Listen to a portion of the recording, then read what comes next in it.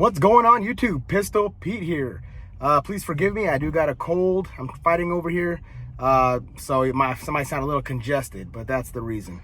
So as you can tell by the title, today I'm talking about the Smith & Wesson Bulldog knife. So I was watching Donnie B All Day's channel, and he was opening up a box of Rosecraft blades. And I'm not a big fan of Rosecraft as far as the style and shape, you know, the designs of them, and there's nothing wrong with the knife. They're made of good materials, they're good knives. Just I personally don't like the look of them. But the knife he was opening the box with was the Smith & Wesson Bulldog 604, and I was like, what the hell is that knife? Now that's my style knife. That's beast of a blade. That one was sick. So you know, I even hit up Donnie and I was like, man, that one he opened is a pretty good knife. He's like, yeah, it's a good knife. So I went and look around for it, and most places I found they were considered you know, obsolete. It's no longer available at most knife companies that I was looking at, but I did find them on eBay still between 18 and 20 bucks. Now for 18 and 20 bucks for a budget blade, this thing is absolutely worth it. It's even worth more. I'd be willing to pay 40, 50 bucks for this blade. It's freaking badass. Now before let me quit talking, let's just get to it. So this is what it looks like here. Boom. So this is the Smith & Wesson Bulldog closed length here. Let's go over some specs. So closed length, you're talking about 5 inches closed. Open length is 8.5 inches. Blade length, you're looking at 3.5 inches. And this is G10 handle scales, full steel liners, and it's a liner lock here. And the liner lock, it locks up awesome. Now let me show you here.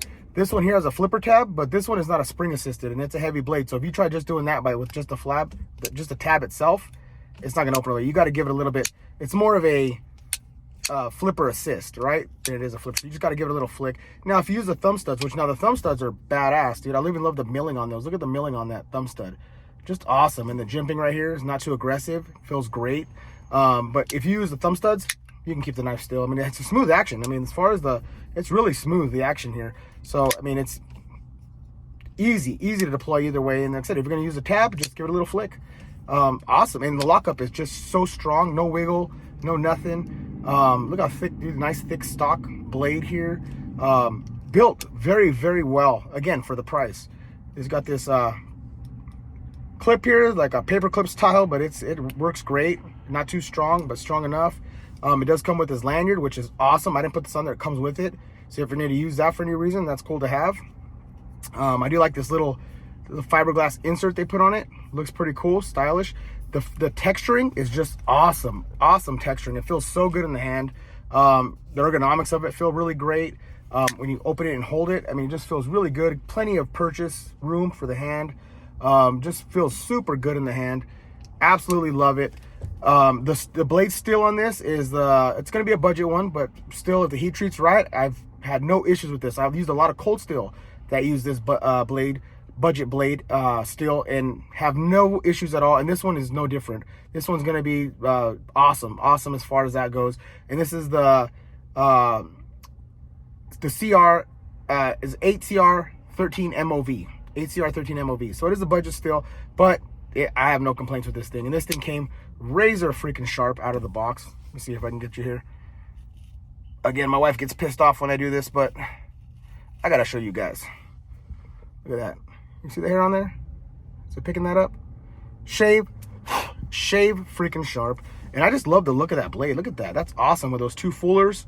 And you got that only on one side. This it's more for decorative, right? You can say weight reduction, but on a knife this big, and this thick and this stout, you're not going to be worried about weight, right? So but it does look cool. I think it looks cool. I wish I would put them on both sides. That'd have been bitching, but I don't mind just on one. And I love this, almost like almost futuristic tactical looking Tanto front point. Looks awesome. Just awesome look to it. Freaking love it. Like I said, the jimping just feels super good and smooth, but not, like I said, aggressive enough to hold your hand in there, but not too aggressive where it's gonna hurt your thumb at all if you're pushing down and doing some carving on that. Just great all around, guys. Like I said, for 18 to 20 bucks, highly recommend it. You know, Donnie B had it right with this one. This one is a bitchin' ass blade. So if you like big thick folders with steel liners and just tank of a freaking knife, I recommend this one.